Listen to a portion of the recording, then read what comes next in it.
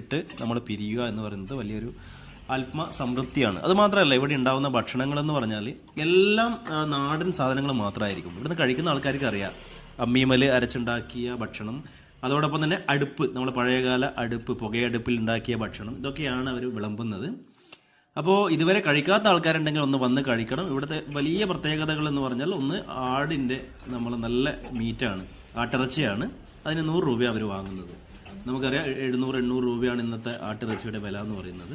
അപ്പോൾ 100 രൂപയാണ് അവർ വാങ്ങുന്നത്. അതോടൊപ്പം തന്നെ മീൻ ഡിപ്പെൻഡ് ആയിരിക്കും, അതിൽ 30 രൂപ 40 രൂപ 50 രൂപയൊക്കെ വരുന്ന രീതിയിലാണ് മീൻ ഉണ്ടാവാറുള്ളത്.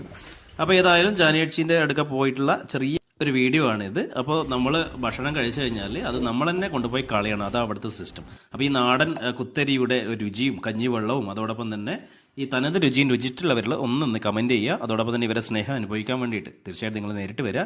ഒരുപാട് കാലം വെച്ച് വളമാൻ സാധിക്കട്ടെ എന്ന് ആശംസിക്കുന്നു.